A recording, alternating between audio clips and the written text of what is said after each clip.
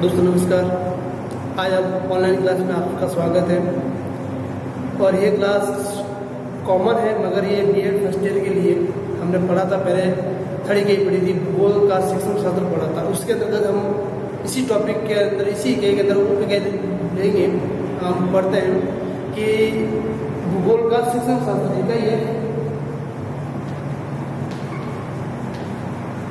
इकाई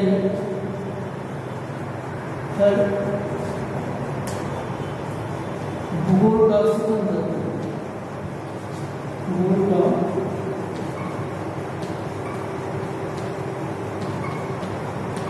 भूगोल का शिक्षण शास्त्र।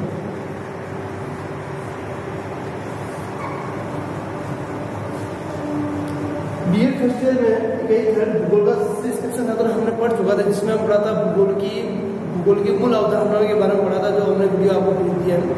और इसके अंदर हम बात पढ़ेंगे आज। उसका उप इकाई है कि भूपटल का निर्माण करने वाले पदार्थ। कौन से? भूपटल का निर्माण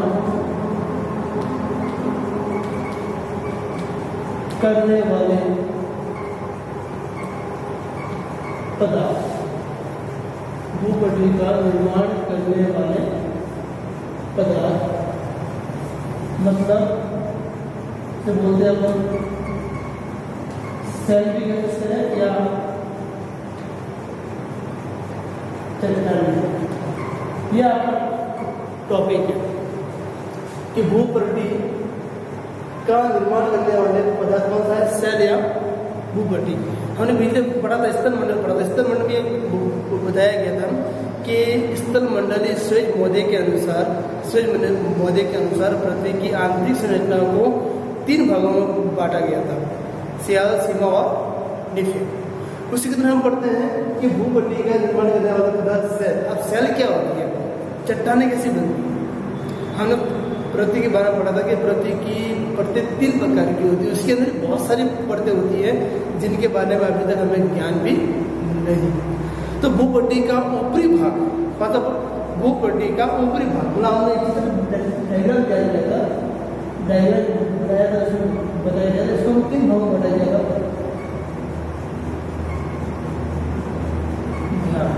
यह था हमारा सियाल, और ये हमारा निफे। और ये भाग जो होता है वो पीछे बोलते हैं भूपृष्ठ। क्या बोलते हैं? भूपृष्ठ। तो भूपटल का ऊपरी भाग स्थल मंडल का सबसे महत्वपूर्ण भाग है। धरातल से 16 किलोमीटर की गहराई तक, धरातल से 16 मीटर की गहराई तक 95% भूभाग चट्टानों से बना होता है। पृथ्वी का बाह्य कठोर जो भाग है, खनिजों के संयोजित से उससे बनने वाला जो बनती है, चट्टानें बनती हैं, उसे हम चट्टान भी कहते हैं या सेल भी कहते हैं। कहने का मतलब है कि चट्टान किसे कहते हैं? चट्टान या सेल किसे कहते हैं? भूपटल का ऊपरी भाग स्थल मंडल का सबसे महत्वपूर्ण भाग होता है। धरातल से 16 किलोमीटर की गहराई तक नीचे तक 95% भूपटल का चट्टानों से बनी होती है। और बाह्य भाग, कौन सा भाग? बाह्य भाग, पूरा बाह्य भाग जो होता है कठोर होता है और इसमें अनेक प्रकार के खनिजों के संयोजन से आपस में जुड़ने से क्या बनती है? सेल बनती है और चट्टानें बनती है। एक ही प्रश्न। अब सगड़ा हो जाता है कि पृथ्वी पर, किस पर? ये हमारी क्या है? पृथ्वी। क्या है? पृथ्वी। इस पृथ्वी पर 2000 प्रकार के खनिज पाए जाते हैं। इस पृथ्वी पर लगभग 2000 प्रकार के खनिज पाए जाते हैं, किंतु इनमें से भी केवल 20 खनिज ऐसे होते हैं जिनसे चट्टानें बनी होती है।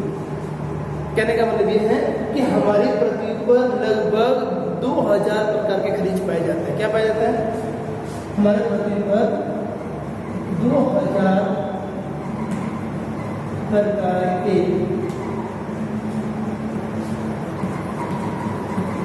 खनिज पाए जाते हैं, परंतु इनमें से इन 2000 में से केवल 20 खनिज से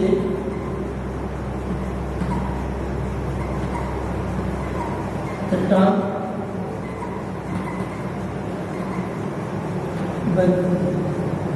लगभग पृथ्वी पर लगभग 2000 प्रकार के खनिज पाए जाते हैं, किंतु इनमें से केवल 20 खनिज ऐसे हैं जिनसे चट्टान में क्या होती है, रचना होती है।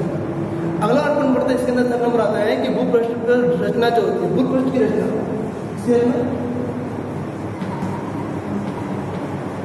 भूपृष्ठ की रचना मतलब इसका आकार जो है, पृथ्वी का जो आकार है, भूपृष्ठ की रचना किससे बनती है, हमने पढ़ा था सिलिकेटों से बनती है, सिलिकेट से बनती है, परंतु भूपृष्ठ की रचना किससे बनती है, सिलिकेट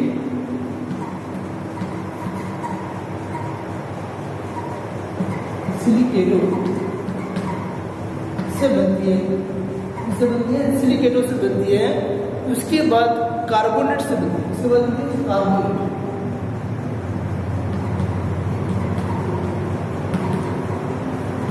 कार्बोनेट एक जगह खनिज है, कार्बोनेट का ही विशेष भाग है, कार्बोनेट का विशेष भाग है, जिसके अंदर कैल्साइट, डोलोमाइट और मैग्नीशियम आदि खनिज आते हैं। कार्बोनेट मतलब जल तर बनी हुई जो जलने से बनने वाली जो चट्टान होती है उसे क्या बोलते हैं, कार्बोनेट बोलते हैं। उसमें अधिकतर जो काला अंश कार्बन पाया जाता है। 4th नंबर है कि पृथ्वी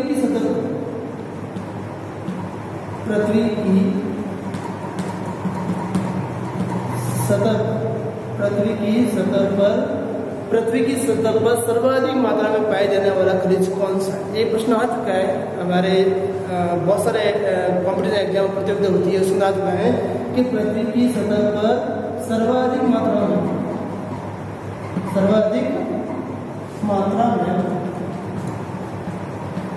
पाया जाने वाला खनिज तत्व कौन सा है? तो आंसर आता है ऑक्सीजन। क्या है? ऑक्सीजन है कि पृथ्वी की सतह पर सर्वाधिक मात्रा में पाए जाने वाला तत्व कौन सा है? ऑक्सीजन। ऑक्सीजन और सिलिकेट पृथ्वी की कुल तत्वों का लगभग कितना है? 70% भाग है। हम आगे बढ़ेंगे, इससे अगर पढ़ेंगे आगे बढ़ देता हूँ। ये वाला था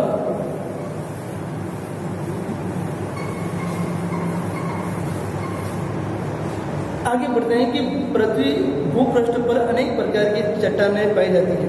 भूपृष्ठ पर अनेक प्रकार की चट्टानें पाती है, परंतु मौलिक रचना के आधार पर या मौलिक रचना के अनुसार चट्टानों के मुख्य 3 भेद होते हैं।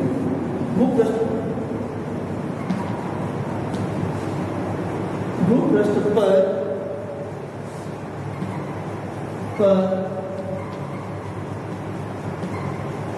अनेक प्रकार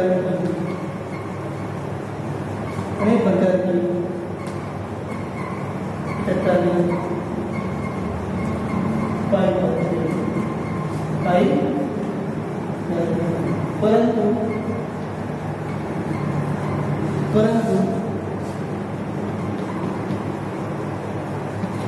परंतु मौलिक रचना के अनुसार, इसके अनुसार मौलिक रचना के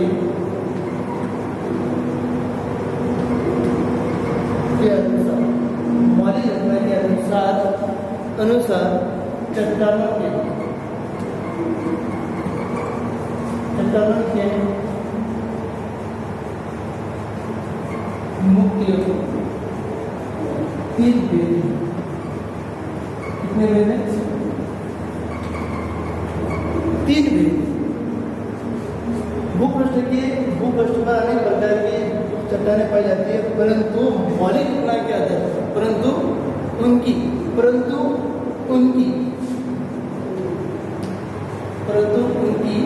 मौलिक घटना के आधार पर चट्टानों के मुख्य कितने भेद होते हैं? 3 भेद होते हैं। कौन से भेद होते हैं? हमने पढ़ा है पिछले अध्याय में, पिछली कक्षा में पढ़ा है। 3 भेद होते हैं। तो पहला होता है हमारा आग्नेय सेल भी कहते हैं, या चट्टान भी कहते हैं। सेकंड नंबर क्या होता है हमारा? वो आता है अवसाद सेल। थर्ड नंबर आता है हमारे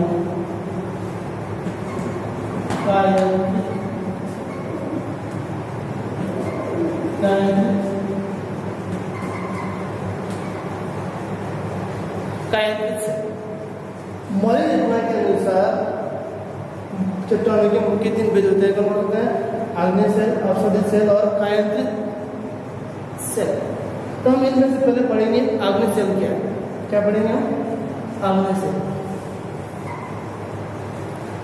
के बारे में पढ़ते हैं। तो लिखते हैं आग्नेय सेल के फर्स्ट जो आता है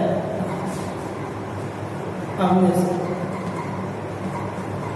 आग्नेय सेल क्या है? कि पृथ्वी के आंतरिक भाग के पिघले पदार्थ मैग्मा के शीतल होने से बनने वाली चट्टान जो होती है वो आग्नेय सेल होती है। कैसे कहते हैं?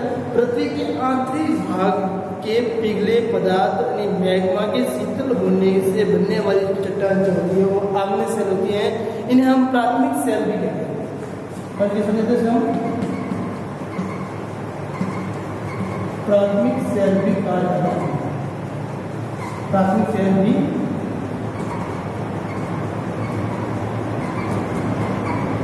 कहा जाता है।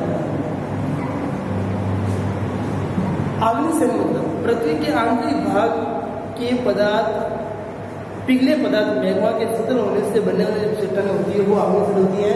और इन्हें हम प्राथमिक सेल भी कहते हैं। और इसमें क्या कहते हैं कि भूपृष्ठ के नीचे अति गर्म पिघला पदार्थ यानी मैग्मा भूपृष्ठ के नीचे धीरे धीरे ठंडा होता है, तो उससे ग्रेनाइट नामक आग्नेय सेल का जन्म होता है। क्या? ग्रेनाइट नाम सुना होगा? ग्रेनाइट नामक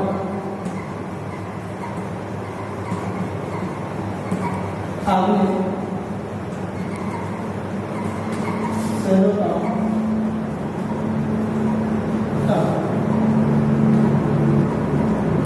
निर्माण होता है।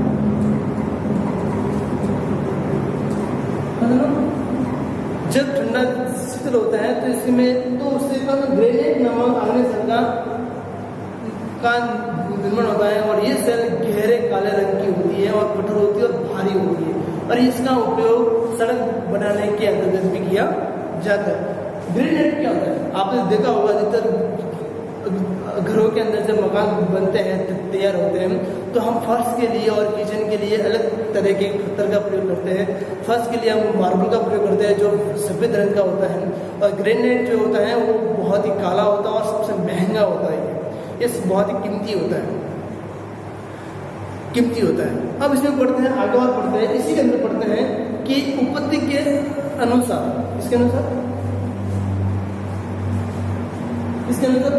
उत्पत्ति के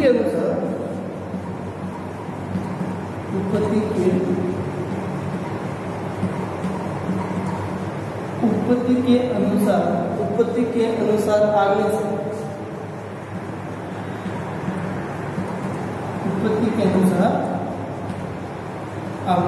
ये भी नया टॉपिक इसी के अंदर है। उत्पत्ति के अनुसार आग्नेय सेल क्या होती है? तो पहले इसमें आती है अंतर्वेदी आग्नेय सेल। कौन सी आती है? उत्पत्ति के अनुसार आती है। इसीलिए लिखते हैं, आप लिख रहा हूं कि पहला आता है उत्पत्ति के अनुसार आग्नेय सेल, उत्पत्ति के अनुसार आग्नेय सेल के अंदर जो हम पढ़ेंगे तो पहला आता है, इसमें आता है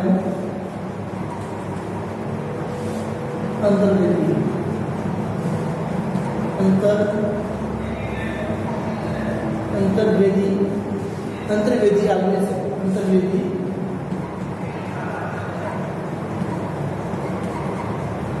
अंतर्वेदी आग्नेय सेल। ये क्या होता है? अंतर्वेदी आग्नेय सेल क्या होता है? अंतर्वेदी आग्नेय सेल क्या होता है? जब मैग्मा द्रादल का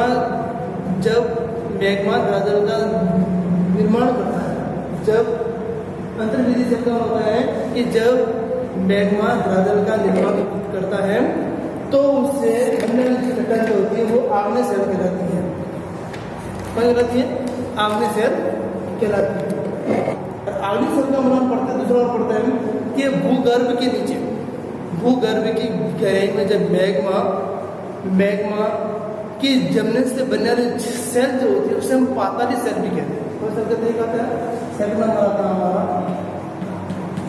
पातालीय सेल। ये पातालीय सेल क्या होता है? भूगर्भ की गहराइयों में जब मैग्मा की जमने से बनने वाली जो चट्टान होती है उसे हम पातालीय सेल कहते हैं। और इसमें बड़े बड़े आकार के रवे होते हैं जिन्हें हम एक उदाहरण देते हैं। इसमें उदाहरण अच्छा उदाहरण आता है, इसमें बोलते हैं उदाहरण ये अच्छा है, इसे बोलते हैं बैथोलिथ।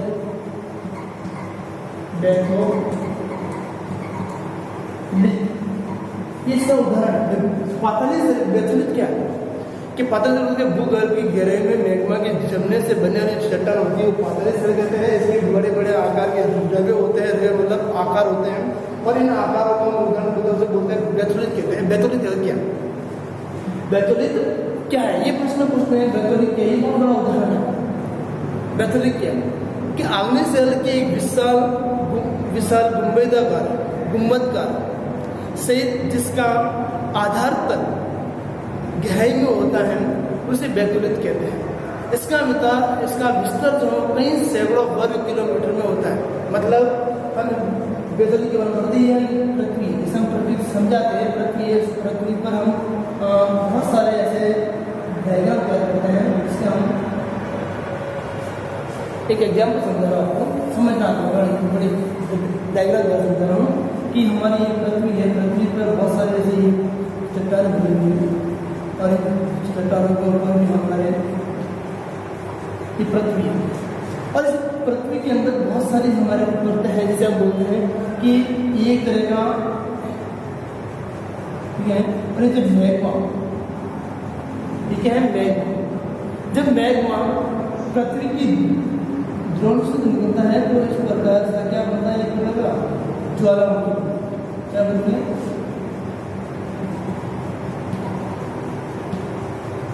ज्वालामुखी।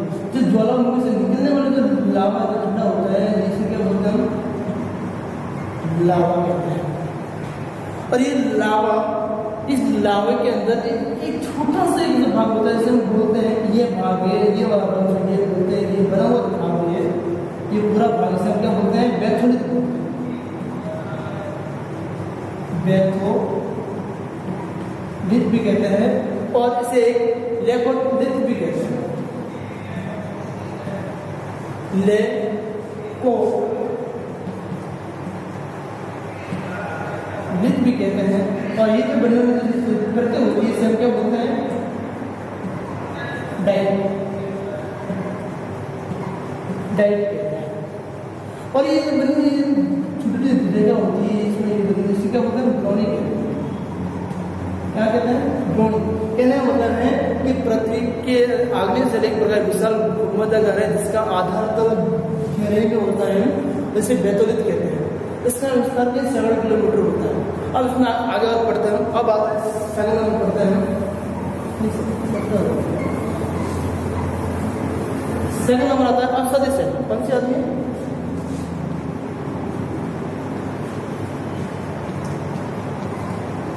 अपसादी सेल।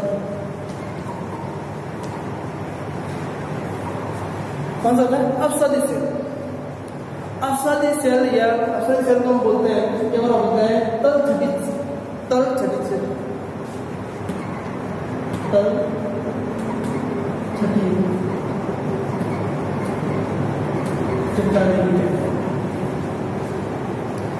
यह धरातल का 75% भाग अपसादी सेलों से निर्मित होता है, जबकि समस्त भूभाग के निर्माण में केवल 5% से अपसादी सेल का भाग होता है। लैटिन भाषा में, कौन सी भाषा में, लैटिन भाषा में, लैटिन भाषा के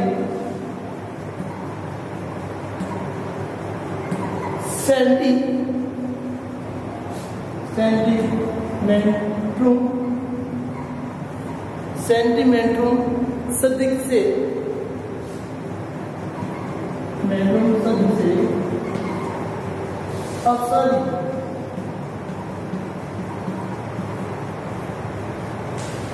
अपसादी शब्द की उत्पत्ति हुई है, शब्द की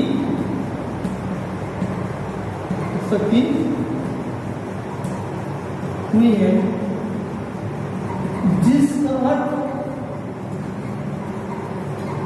जिसका अर्थ है नीचे बैठना, नीचे बैठना।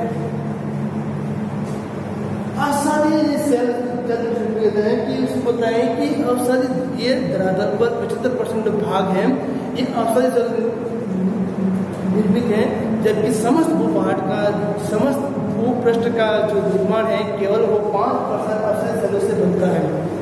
लैटिन भाषा के सेंटीमेंट्रूम शब्द से अपसादी सेल की उत्पत्ति हुई है, जिसका होता है नीचे बैठना। अब पढ़ते हैं अपसादी सेलों का निर्माण कैसे होता है। कौन सा था? अपसादी सेलों का निर्माण।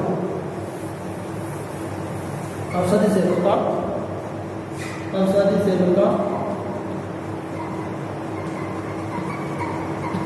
निर्माण। अब अपसादी सेलों का निर्माण, अपसादी सेलों का जो निर्माण है वो कैसे होता है? अपसादी सेलों का निर्माण है जल, वायु, हवा, हिम द्वारा भागकर मिलाई जाने वाली कई प्रकार के कंकड़, पत्थरों के छोटे छोटे कणों के और जीवाश्म आदि भूभाग या समुद्र तल में परतों के रूप में जमा हो जाते हैं। इस जगह के पदार्थ को अवसाद कहते हैं।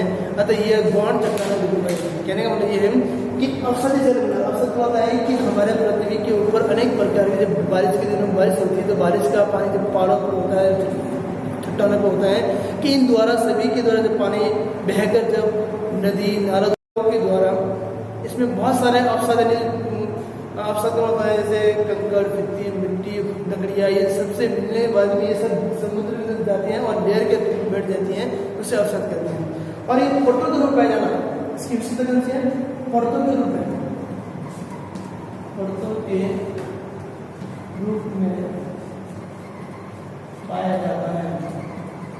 इसकी विशेषता कौन सी है? ये परतों के रूप में पाया जाता है, इसलिए इसे परतदार चट्टान भी कहते हैं। समझ लेते हैं, परतों के रूप में पाया जाता है, इसलिए इसे हम परतदार चट्टान भी कहते हैं। इसमें सिलिका, कैल्शियम आदि प्रकार के संयोजित तत्व होते हैं। कैल्शियम नाम सुना होगा आपने, जो हमारे हड्डियों में कैल्शियम और प्रकार होता है। थर्ड नंबर आता है काइंट्रिस सेल। कौन सी आती है? कौन सी आती है? काइंट्रिस सेल आती है।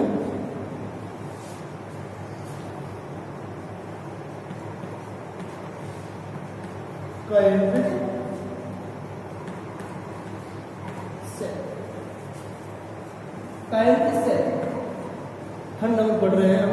काइंट्रिस सेल मेट्रोमॉर्फिक शब्द नाम सुना होगा आपने,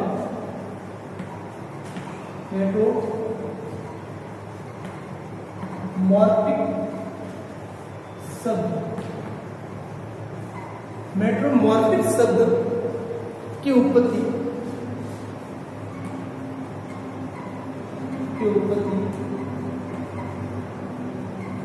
लैटिन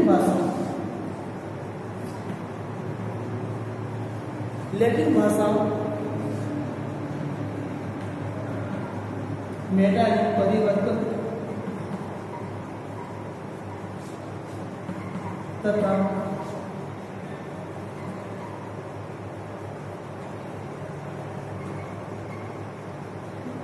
मॉर्फिक क्या होता है?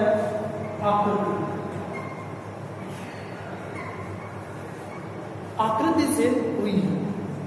मेट्रोपोलिस शब्द की उत्पत्ति जेनेटिक परिवर्तन मॉर्फिक करता है, आकृति से हुई है। कहने का मतलब है कि जब आग्नेय सेल एवं औषधि सेलों के रूप में रंग, रूप और परिगुण में आंतरिक भाग के दबाव के कारण उसमें रूप परिवर्तन होने के कारण इन्हें हम कायंत्रित सेल भी कहते हैं। रूप परिवर्तन होना, इसको तो कहते हैं रूप परिवर्तन। रूप परिवर्तन होगा किनका? जो हमने दो सेल पढ़ी कौन सी? आग्नेय सेल और औषधि सेलों का रूप परिवर्तन होता है। जैसे क्या कहते हैं कि चूने के पत्थर से क्या बनता है? संगमरमर बनता है। क्या मतलब है कि चूने के पत्थर से क्या बनता है? संगमरमर। नाम सुना होगा। चूने के पत्थर से क्या बनता है? संगमरमर बनता है। कहना मतलब है कि चूने के पत्थर यदि लावा के समय संपर्क में आकर लावा के होता है गर्म और तप और पीला अवस्था में होने के कारण ये चूना उसमें संपर्क में आता है और संपर्क में आने उसको होने के कारण उसका जो आकार है चूने का वो किसे बदल जाता है? संगमरमर में बदल जाता है। वह और सगला बनता है चिकनी मिट्टी। नाम सुना होगा, चिकनी मिट्टी। पहला तो हो गया सगला बना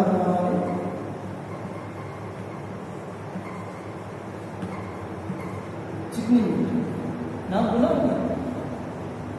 चिकनी मिट्टी से क्या बनता है हमारा?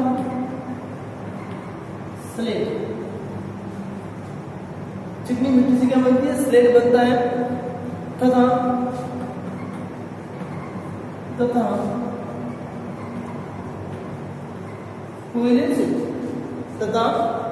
कोयले से ग्रेफाइट।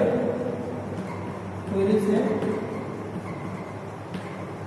ग्रेफाइट मतलब कहना है कि कोयले के अंदर भी क्या होता है? हमारे प्रकार पाए जाते हैं। कहने वाला है कि चूने के पत्थर से संगमरमर बनता है और चिकनी मिट्टी का स्लेट बनता है और कोयले से स्लेट बनता है। उसमें कहा जाता है कि पृथ्वी के आंतरिक भाग के अंदर कोयले के भी प्रकार होते हैं। कोयले 4 प्रकार के होते हैं: एंथ्रासाइट, बिटुमनी, लिग्नाइट और पिट कोयला होता है। कहने का मतलब है कि आज का हमने पढ़ा था कि भूपट्टी का निर्माण केवल करने वाले पदार्थ चट्टाने कहते हैं।